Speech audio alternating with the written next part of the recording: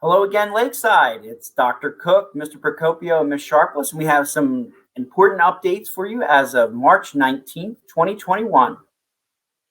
So we're going to go over our changes and updates. We're going to talk to you a little bit about our student group, schedule, cohort news. We have lots of information to go over. So sit back and relax and enjoy the show. So first off, the change of learning form for our student group information, very important. That's due by March 29th if you're looking to go from virtual to hybrid. As you see on the slide there, there's a copy of it. We have a link in our presentation slides here. It's also on our website. So once again, this is the last opportunity to move from hybrid to virtual or virtual to hybrid, okay? Hybrid to virtual, those requests have to be put in.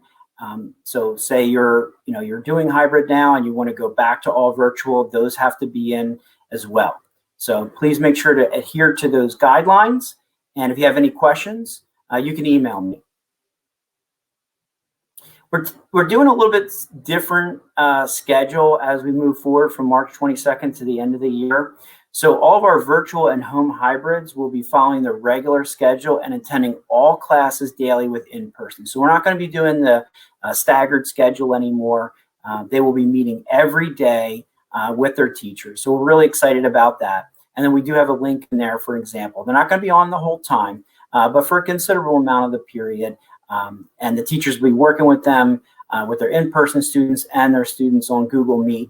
And we've also updated the March calendar, and we'll continue to do that for April, May, and June as we go through the rest of the year.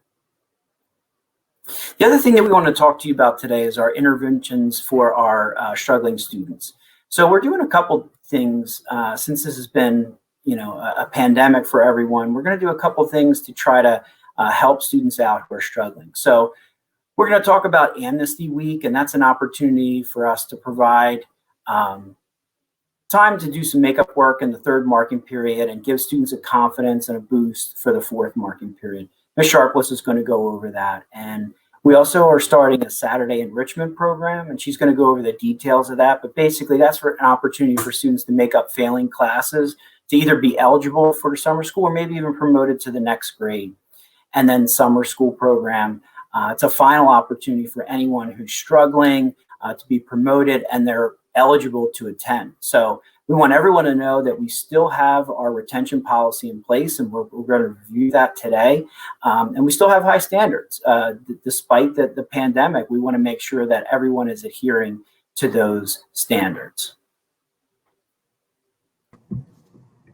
Hi, Lakeside. I'm going to talk to you about some specifics for those interventions that we are putting in place for our students, as we understand that this year has been a real struggle for a lot of us in dealing with changing schedules, the platform that we're presenting our work with, and just trying to, stay afloat. So we realize our students are struggling with this and doing their best.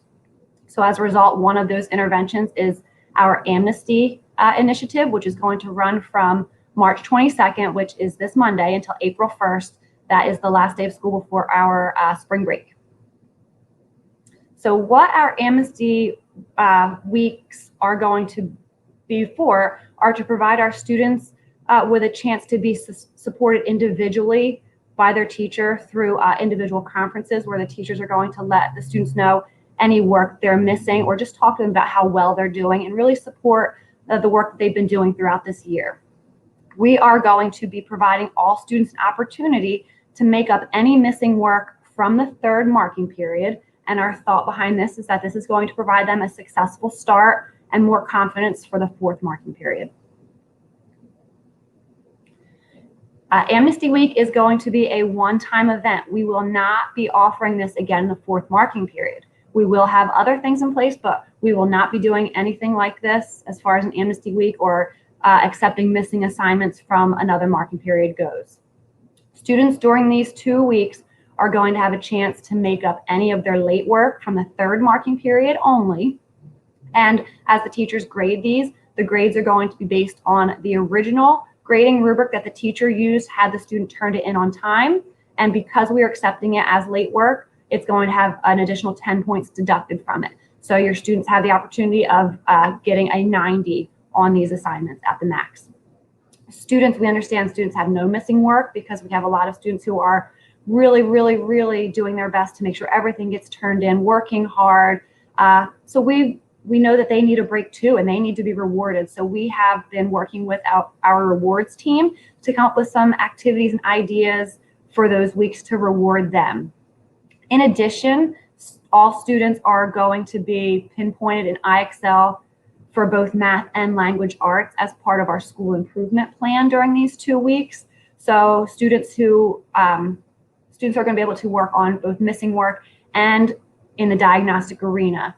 They can work on this IXL activity during any of their classes during these 2 weeks, not just during math or language arts, as we are not having any additional new assignments being posted during these weeks. So students will not have homework, and any of the work that they are doing in class will be based on past standards that we've already covered that are a review for them, just so we can, solidify the work that we've wanted them to learn throughout the last 3 marking periods. Additionally, during these 2 weeks, guidance counselors are going to be available and supporting our teachers and students by doing class visits. We also have a Saturday school program that is going to start April 17th, through June 19th, and this does not include Memorial Day weekend. So it will run for 10 consecutive weeks, but we'll meet for 9 days. So the requirement for this is students who are failing 2 or more classes for the year after the 3rd marking period, and they are going to be notified through guidance and through our school if they are eligible for this Saturday school program. It's going to run on Saturdays for 4 hours from 8 to 12. Students must attend this program in person, and we are going to provide transportation to and from. In addition, we're going to have breakfast and lunch for the students who attend. In addition to our Saturday school program, we have also put in place a summer school program, which is going to run from July 5th through August 5th. So students who have excessive absences or excessive failures are going to be recommended for this summer school program. And this program is going to provide our students to master the skills that they may be lacking from the past 4 marking periods to help them successfully progress to the next grade level. Successful completion is going to promote them to their next grade level and will not consider them for retention. Like we said before, the program is from July 5th to August 5th. And again, transportation to and from and breakfast and lunch will be provided. Additionally, I'd like to note that students who fail to attend or successfully complete the summer school program will be considered for retention. And in regards to retention, I did just want to touch on a few things for that, just because the retention policy currently is going to be a little different than what it has traditionally been. We are still following the summer school program and retention guidelines we have. However, the numbers are going to look different. So on this slide, you will see a chart that we will go over in a few minutes. But on top of that, the guidance has continuously met with students in danger of failing, and letters have also been mailed each marking period at the conclusion, just so parents and students know where they are sitting in regards with the retention policy and summer school. So in this chart, it's broken down into 2 different sections: students that have the absences from 0 to 39 days, as well as the ones that have from 40 on up to 180. So for students that are failing that are missing 0 to 39 days and are failing less than 1 class, they will not have to attend summer school, or they will not be retained. For those students that fall in the 0 through 39 day absences but are failing 2 classes, will attend summer school, and with successful completion of summer school will not be retained. For the students that are failing 3 or more classes within 0 to 39 days, you can see that there's 2 yeses as far as summer school and retention. And what that means is that if a student misses that amount of time, so 39 days and less, as well as fails more than 3 grades, they will be put into summer school program. If they do not complete the summer school program, that means they will be retained. So that's why there is a yes in both columns there. It does not mean a student will be automatically retained, but if they attend the summer school program and do not complete it, then they will be retained. For the students that have missed 40 to 180 days, it is slightly different. So if you've missed that amount of time but haven't failed any classes, just due to the number of days that you have missed and the credit hours you've missed, you will have to attend summer school. For those students that are missing that amount of days and are failing 1 to 2 classes, the same applies as it did for the ones failing 3 or more in the last section. If you attend summer school, you will be okay as long as you complete it. If you do not complete summer school, then you will be retained. Now, for the last section, you will see if you missed over 40 days and you are failing more than 5 classes for the year, you will be retained. So again, the retention protocol is a little different than what we normally have, but we just wanted to make sure that you see this chart, you understand how it reads. And if you have any questions in regard to this, please feel free to reach out to myself, Dr. Cook, or any of the other counselors here at Lakeside. And the last thing that we wanted to go over is the daily monitoring of student health and safety, just because we want you to understand that during these programs, both in the summer, on the Saturdays, and returning to school, that we will keep the standards the same. So if your students are exhibit any of the following symptoms, please do not send them to school. Fever of 104, chills, sore throat, loss of taste or smell, nausea or vomiting, or any of those other symptoms, please keep them home. If they've had close contact with an individual who has tested positive for COVID, again, please keep them home.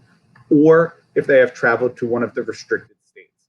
We do understand that, again, some of the timing as far as for summer school, there's a gap between the end of the school year and the start of summer school, so we understand there may be vacations planned. If you are traveling to one of those restricted states, we do still ask you to follow the guidelines set by the CDC. What they request is that after you travel, wait 3 to 5 days and then get tested for COVID. And if you are tested negative, then just stay home for 7 days, self-quarantine, make sure you don't have any other symptoms, and then you will be good to go.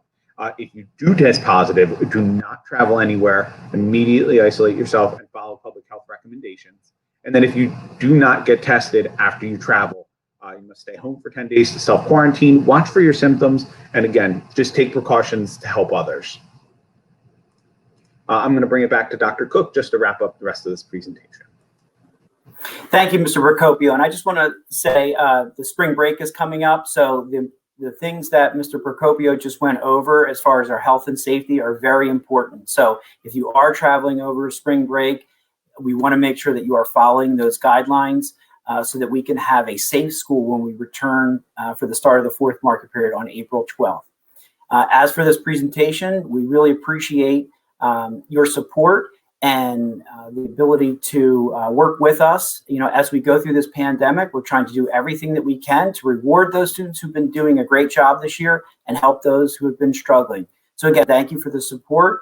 And if you have any questions, you can email any one of us, and all the links for everything that we talked about are in our presentation slides, which will also be shared as well.